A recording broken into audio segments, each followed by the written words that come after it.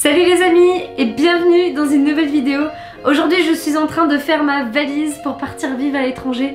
Comme je vous l'ai dit dans ma dernière vidéo, ça y est, je déménage. Je vous ai pas encore dit où, mais n'hésitez pas à me dire si vous avez une petite idée en commentaire. Ce serait marrant de voir si vous avez deviné ou pas. J'ai déjà fait une vidéo sur comment faire sa valise à la dernière minute, mais c'était plus pour partir en vacances et c'était dans un bagage cabine. Donc je me suis dit que ce serait peut-être intéressant pour vous de voir comment je procède pour construire ma valise quand je m'expatrie vraiment. Comme ça, si toi aussi tu pars vivre à l'étranger dans pas longtemps ou juste que tu déménages de ville, parce que ça peut être ça aussi, ça pourra peut-être t'aider de voir comment je fais étape par étape. Vu que je commence à avoir un petit peu d'expérience dans le domaine, je crois que j'en suis à ma 3e expatriation et 6e déménagement, je sais plus, un truc comme ça. Donc voilà, c'est parti, on va commencer avec l'étape numéro 1. Essaie de préparer ta liste personnalisée en fonction de ta destination avant même de commencer quoi que ce soit. Alors je sais, on a l'impression qu'on n'en a pas forcément besoin et qu'on a tout dans la tête et qu'il n'y a pas de problème, mais je te promets, ça va te gagner beaucoup de temps, ça va t'enlever une dose de stress qui est inutile. Donc voilà, il y a plein de listes qui existent sur internet en fonction du pays dans lequel tu pars.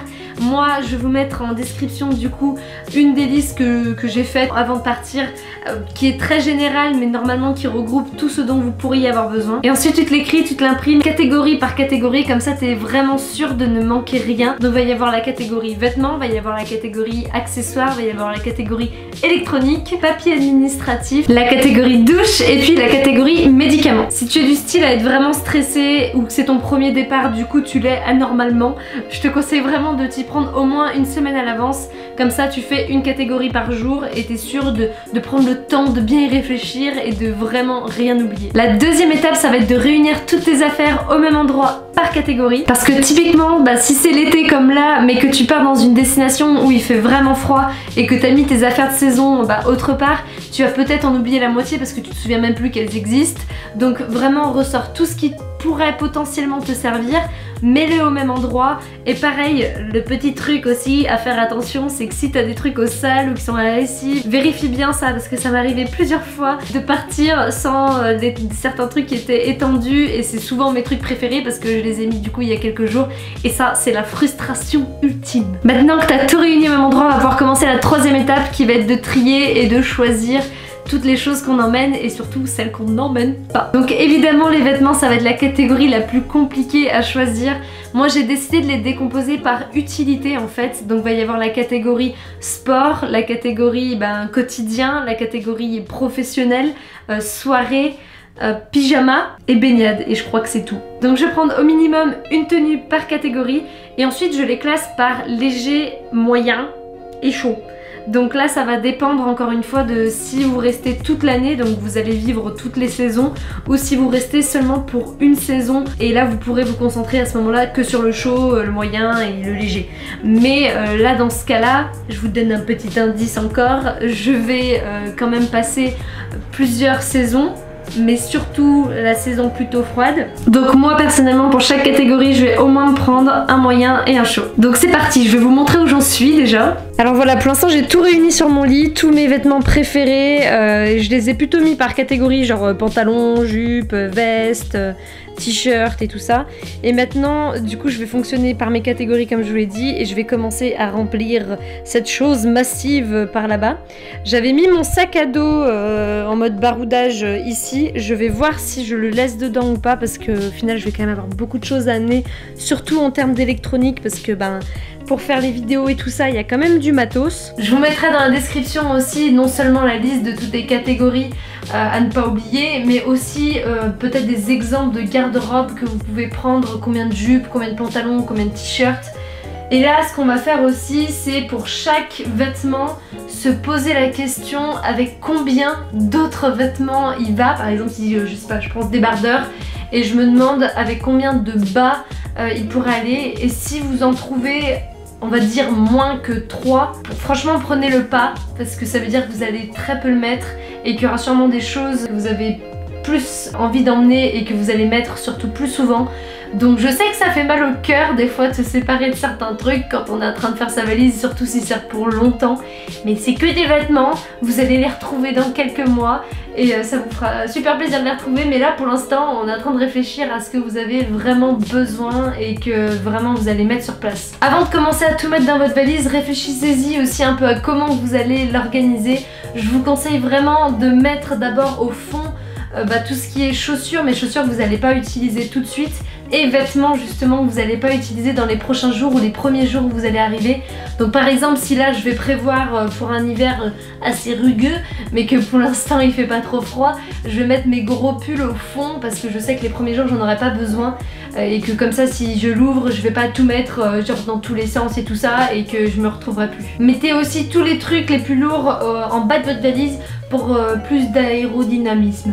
Pour les sous-vêtements, prévoyez 1 à 2 semaines maximum. Au pire, vous en rachèterez là-bas. Bon, j'espère qu'il n'y aura pas besoin, mais c'est pas vraiment ce qu'il y a de plus cher normalement dans tous les cas. Parce que là, on a besoin de choisir et je pense que certains de vos t-shirts, pulls préférés vont plus vous manquer que peut-être vos culottes préférées. Après, ça c'est que mon avis, peut-être que c'est pas le cas. Je l'accepte tout à fait. Bon, allez, assez parlé les amis, je vais me mettre au boulot parce que sinon ma valise sera vraiment jamais prête pour demain. Donc, c'est parti.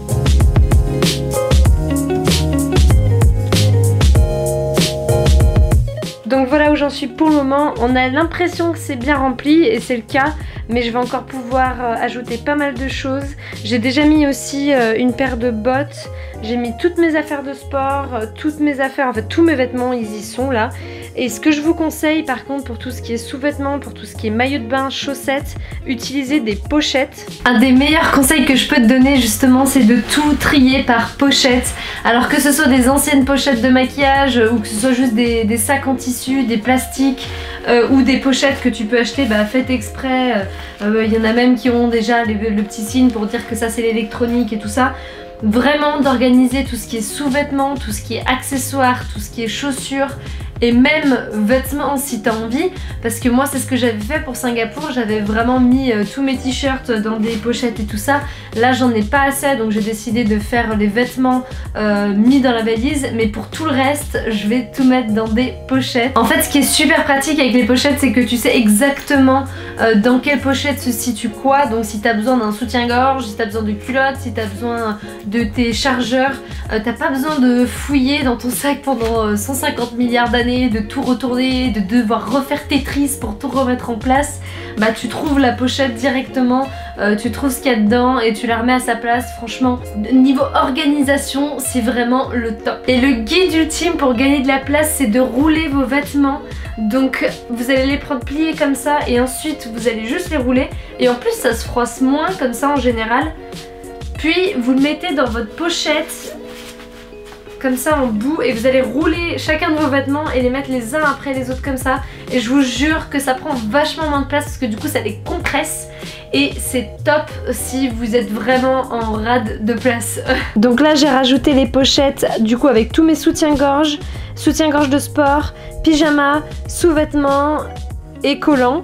Et là maintenant il me reste cet endroit là qui va être des affaires de douche et de toilette que je vais remplir maintenant. La trousse de toilette c'est vraiment ce qu'il va falloir minimiser au maximum parce que c'est pas dur de le faire. Tout ce qui est shampoing, gel douche, lait pour le corps, crème pour le visage, tout ce genre de trucs, ça prend une place de dingue et surtout c'est lourd aussi. Et vous prenez le risque que ça explose dans votre sac et que ça en mette de partout et là c'est vraiment le gros bad. Je pense que ça nous est tous arrivé une fois et on veut surtout pas que ça se reproduise. Donc moi je vous conseille vraiment de prendre de quoi survivre pendant 1 ou 2 semaines en termes de shampoing, gel douche quand vous arrivez et tout ça pour être sûr d'être tranquille. Et après vous prenez que les trucs qui sont vraiment très chers, pas une brosse à cheveux, si vous avez une crème, un élixir pour les cheveux qui coûte une blinde, un parfum ou ce genre de choses, ça prenez-les parce qu'évidemment voilà on n'est pas non plus cressous. Et prenez aussi vos produits préférés parce que des fois on a du mal à les retrouver à l'étranger et ça c'est un peu la frustration si c'est vraiment nos petits chouchous. Pareil en termes de maquillage, essayez vraiment de minimiser le plus possible, de peut-être pas prendre vos grosses palettes bien lourdes aussi mais peut-être seulement les petites que vous avez, le moins de pinceaux possible, enfin vraiment essayez de réduire. Moi j'ai fait 2 trousses différentes, la trousse vraiment pour les produits du corps, les produits du visage et une trousse de maquillage parce que je m'y retrouve mieux comme ça. Et j'aime bien prendre les trousses qui sont toutes molles aussi comme ça, même ma trousse de toilette du coup c'est vraiment... c'est du tissu limite, mais parce que moi ça me permet de les bourrer bien comme il faut. En plus normalement mon maquillage craint pas trop, c'est des trucs qui sont assez solides, et de pouvoir faire du Tetris en bougeant un peu ce qu'il y a à l'intérieur. Donc moi c'est ce que je préfère, après ça dépend de vous aussi. Ça dépend aussi peut-être du prix de votre maquillage, moi c'est pas des trucs très chers donc c'est peut-être pour ça que je fais ça. Si vous avez genre du Givenchy, du Chanel et des trucs comme ça, j'imagine qu'on n'a pas très envie que ça s'écrase dans notre sac. Et puis évidemment pensez à prendre une serviette de bain, donc moi je prends la serviette microfibre, c'est vraiment le top, ça vous pouvez le trouver un peu partout, surtout dans les magasins de sport je crois. Et ça permet, la sensation est pas top, on n'a pas l'impression de sécher de ouf, mais ça marche quand même, promis. Et puis si une serviette ça vous manque vraiment trop, vous pourrez en acheter une sur place, c'est pas très cher, mais ça prend beaucoup de place dans la valise, donc ça j'avoue qu'une microfibre en attendant je pense que ça suffira largement, et vous serez très content de l'avoir si vous voyagez dans les alentours. Évidemment si vous prenez l'avion, il va falloir faire super attention à ce que vous mettez dans votre trousse de toilette, donc pas plus de 100 ml pour tout, et essayez de regrouper tout au même endroit, comme ça si vous saoule aux portes de la douane de l'aéroport, vous sortez tout en un bloc au lieu d'avoir tous vos trucs éparpillés par la valise. Parce que là, c'est vraiment pas le moment, vous avez tout envie de vous prendre la tête avec ça. Et aussi, n'oubliez pas de faire attention si vous avez des ciseaux, si vous avez des trucs qui coupent, des fois ils peuvent être très chiants avec ça. Mais je vous conseille quand même de prendre du coup votre coupe-ongle, votre petite pince à épiler si vous en avez, ce genre de petits outils qui sont un peu chiants à racheter parce que c'est un petit peu cher et qui prennent pas trop de place. Et aussi encore pour les filles, si vous avez un boucleur, un lisseur, etc. Essayez vraiment de prendre celui qui est le plus multifonction possible. Donc si vous savez vous frisez les cheveux avec votre lisseur, bah, c'est parfait. Et même de pas en prendre c'est encore mieux. Mais voilà, de temps en temps ça peut servir.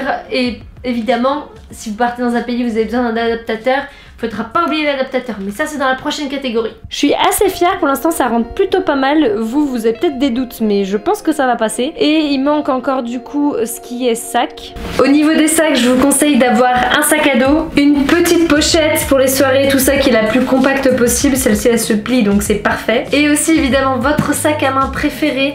Donc soit il est pliable et vous pouvez le mettre dans votre sac à dos que vous allez prendre à l'aéroport ou peu importe où, ou dans votre sac en soute, soit vous décidez de le porter directement sur vous, ou s'il est rigide comme ça par exemple, ce qui est bien c'est que vous le remplissez en fait avec vos vêtements dans votre valise et ensuite vous le positionnez dans votre valise, comme ça ça rajoute pas énormément d'espace parce que sinon un truc comme ça prend un quart de votre valise et vous avez rien dedans. Évidemment si vous savez que vous allez faire des voyages en mode sac à dos et tout ça, bah, n'oubliez pas votre sac à dos. Celui-là est quand même assez gros, c'était mon petit sac de l'Asie. J'espère le réutiliser très bientôt pour certains voyages en mode sac à dos. Lui vous pouvez vraiment le remplir à fond. Moi il est toujours passé en sac cabine, aussi bizarre que ça paraisse. Vous pouvez soit le mettre dans votre grosse valise et l'utiliser plus tard, mais ça va prendre beaucoup de place. Soit vous prenez directement comme votre sac cabine comme je vous ai dit, parce que ben, ça peut passer. Là peut-être que ce que je vais faire c'est que je le récupérerai une prochaine fois quand je vais rentrer à la maison avec mes affaires d'hiver dedans, parce que je sais que je vais rentrer, j'ai un mariage fin septembre, donc je sais que je vais retourner en France pour quelques temps. C'est sûrement pas votre cas si vous partez à l'autre bout de la planète, donc à ce moment là va falloir prendre une des deux premières options. Dans les accessoires encore il y a évidemment les chaussures, donc là pensez à tout ce que vous pourriez faire. Moi j'ai pris chaussures de sport, donc chaussures de tous les jours, ça va être basket, bottes, bottines. Et il va y avoir aussi, du coup si vous faites par exemple de la marche en montagne tout ça, pensez à prendre vos baskets de marche, enfin vos chaussures de marche. Moi ce que j'avais fait avec ce sac là, c'est que j'avais mis un mousqueton et que je les avais accrochés au sac. C'était un peu de la fourberie, mais parce que les chaussures ça prend trop de place, surtout les chaussures de marche, c'est trop chiant. Donc bon, dans une valise du coup je peux pas vraiment faire ça. Là je vais pas les prendre parce que je sais que j'en ai pas besoin tout de suite et que je pourrais peut-être les récupérer. Mais ça, prévoyez la place pour ça, enlevez peut-être certains vêtements si vous avez besoin pour mettre ces chaussures là, parce que ça peut vraiment servir si vous allez faire des grosses randos et tout ça. Évidemment il y a aussi les chapeaux, les casquettes et tout ça, en fonction de votre destination ça peut être super important. Encore une fois je n'en aurais pas forcément besoin. Pour finir la grosse valise qui va être la valise en soute, on va mettre les médicaments. Donc ça vous pouvez l'intégrer à votre trousse de toilette directement aussi. Quand je vais dans des destinations qui sont assez similaires à la France, Je me prends pas trop la tête sur les médicaments, je sais que je trouverai facilement tout ce que je veux sur place. Par contre, les destinations qui sont peut-être un peu plus, je sais pas, comme l'Asie du Sud-Est, l'Inde, l'Amérique du Sud, là je pense que c'est quand même important d'avoir des médicaments qu'on connaît, ça peut nous rassurer sur place s'il nous arrive des trucs. Donc pensez à prendre tout ce qui est mal pour la tête, mal pour le bidou, donc tout le genre de situation qui peut vous arriver en voyage qui est toujours fortement sympathique. Pensez aussi à tous vos traitements permanents évidemment si vous en avez, que ce soit pour l'asthme, que ce soit pour vos allergies et ce genre de choses. Et puis prenez aussi évidemment pour les brûlures et pour d'éventuelles blessures, donc pansements et tout ça. Encore une fois ça sera tout dans la liste tout ça, donc vous inquiétez pas, c'est pour ça que je précise pas ici parce que ça risque d'être un peu long. Alors tu prends ta biafine, tu prends ton ibuprofène, c'est un peu chiant donc c'est pour ça que j'ai décidé de vous dire juste les grands trucs et de tout vous mettre à l'écrit. Et puis après il y a la partie médecine douce, donc là ça va être les huiles essentielles que vous pourrez utiliser pour plein de trucs différents. L'huile de titri qui est géniale pour les boutons, pour désinfecter, enfin pour plein de choses. L'huile essentielle de lavande fine aussi, elle va servir à plein de trucs, de menthe poivrée. C'est des huiles qui vraiment dans votre trousse, je pense que vous trouverez une utilité. Il faut apprendre à s'en servir un petit peu au début, mais il y aura toujours des choses. Vous pouvez aussi prendre des super aliments.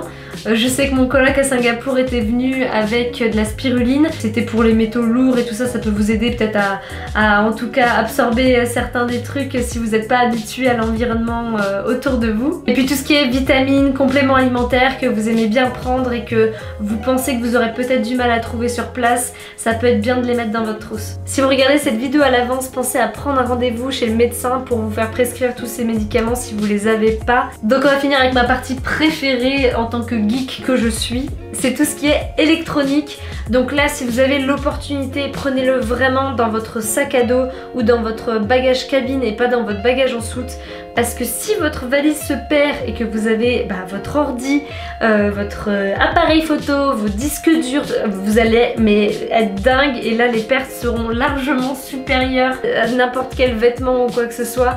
Donc moi je les prends mais toujours sur moi, et même quand on me dit par exemple qu'on va mettre mon bagage cabine en soute parce qu'il n'y a plus de place et blablabla, je vais toujours sortir mon ordi, mon appareil photo et les garder avec moi. Là je parle dans l'avion évidemment, mais c'est pareil dans le train, c'est pareil dans d'autres circonstances. Les trucs vraiment chers comme ça et qui vraiment vont me foutre dans le caca si je les perds, je les garde toujours près de moi, comme mes papiers d'ailleurs, tous les papiers importants je les garde dans mon sac à dos et pas dans ma valise en soute. Donc évidemment pour chacun des appareils que vous prenez, pensez à prendre à chaque fois leur chargeur, parce que ça aussi c'est toujours la bonne surprise quand on les a pas, et s'ils ont besoin d'autre chose comme les cartes SD et trucs comme ça, prenez-les aussi. Moi mes petits conseils en électronique que j'ai presque toujours sur moi, ça va être évidemment un adaptateur. Vous n'êtes pas obligé de prendre le truc qui fait 150 milliards de pays, tant que ça fait les principaux, normalement ça devrait suffire. Et j'aime bien aussi maintenant, surtout que j'ai beaucoup de matos, prendre une multiprise si je peux. Si vous en avez des plus petites que ça, c'est pas mal, parce que ça c'est un peu conséquent. Ce que vous pouvez aussi prendre, ça va être une batterie externe. Ça, moi, ça m'a sauvé à maintes et maintes reprises. Et votre disque dur externe, gardez quand même une copie chez vous. Ça serait bien d'avoir 2 disques durs externes ou de laisser sur un ordinateur de quelqu'un que vous connaissez pour être sûr de ne pas perdre. Au cas où si votre disque dur externe, je sais pas, prend l'eau ou ce genre de choses, c'est toujours bien d'en avoir une autre copie quand même à la maison ou peu importe, mais quelque part qui n'est pas dans votre valise. Et puis pensez à mettre un mot de passe évidemment sur votre ordinateur, votre téléphone, et à enclencher la localisation pour que si vous le perdez, si vous le faites voler ou ce genre de choses, on puisse vous retrouver votre appareil. Et puis il y a aussi une fonction, je sais sur l'iPhone, je sais pas si ça y est du coup sur Android, mais moi j'avais fait ça quand je suis partie en Inde et dans des pays où des fois je voulais être sûre qu'on sache où je suis. J'ai partagé ma localisation à chaque fois que j'avais internet avec mes parents directement, donc c'est je crois l'application Trouver mon téléphone, je sais plus, je vous la mettrai en barre de description, comme ça vous saurez de laquelle je parle. Et évidemment vous pouvez regrouper tous vos chargeurs et tout ça dans une pochette, comme ça pareil c'est super simple à trouver dans votre sac à dos, vous prenez pas trop la tête. Moi j'ai pas encore mon sac à dos du coup parce que je l'ai pas encore acheté, je veux vraiment un truc où tout mon matos sera tranquille et pourra bouger dans tous les sens sans qu'il se passe quoi que ce soit de pas bien. Ah oui, et aussi il y a beaucoup d'appareils électroniques qui utilisent les mêmes chargeurs et les mêmes prises, donc ne prenez pas 50 fois le même cordon, prenez un court et un long par exemple du même et une prise prise qui va aller avec et vous utiliserez ça pour tous vos appareils. À part si vous avez besoin, vous pensez de recharger plusieurs appareils en même temps, c'est encore autre chose. Un conseil que je peux vous donner avec votre sac à dos qui est bien connu chez les voyageurs, c'est de mettre une tenue qui vous servira au cas où si votre valise est perdue. Si vous n'avez pas la place de mettre une tenue, mettez au moins, je sais pas, une paire de sous-vêtements, ce genre de choses, et potentiellement votre brosse à dents, enfin les trucs qui vraiment vont vous manquer si vous les avez pas pendant genre 2-3 jours. Les pertes de valise, ça arrive un peu plus souvent qu'on pense, mais en général vous inquiétez pas, tout se passe bien. Moi je sais qu'une fois elle n'était pas arrivée à temps et finalement il l'avait envoyée directement chez moi aux États-Unis. Enfin il n'y avait vraiment pas eu de soucis. C'est juste que voilà, vous pouvez vous retrouver par contre dans un laps de temps où vous n'avez pas grand chose à vous mettre. Pour tous vos documents importants, que ce soit vos papiers de visa, que ce soit pour votre travail, que ce soit les trucs d'assurance avec les formulaires et tout ça, tous ces papiers là vous devriez savoir normalement ce que c'est. Si vous le savez pas, il va vraiment falloir s'informer. Vous devriez le garder dans votre sac à dos aussi. Moi je les mets toujours en général dans un trieur avec des feuillets en plastique au cas où si ça prend l'eau et tout ça. Et en plus de ça, je les prends tous en photo, je me les envoie sur mon adresse email, ou vous le mettez sur Dropbox, ou vous l'envoyez à quelqu'un d'autre, peu importe. Que vous l'ayez en fait en format électronique et en format papier. Votre numéro de téléphone c'est pareil, ayez au moins les principaux en format papier aussi, ça je vous l'ai déjà dit. Et ça je les garde toujours du coup dans mon sac à dos, mais je garde une petite pochette sur moi à l'aéroport souvent qui est devant, avec mon passeport, avec mes billets, avec mon portefeuille et mon portable, parce que c'est beaucoup plus facilement accessible que d'être toujours en train d'essayer d'attraper les trucs dans son sac à dos. Et s'il me saoule pour cette petite pochette à l'entrée de l'avion, j'ai juste à la mettre dans mon sac à dos et il n'y a pas de problème. Évidemment n'oubliez pas vos lunettes aussi, que ce soit de vue ou de soleil, ou vos lentilles avec tous les produits qui vont avec, ce genre de choses.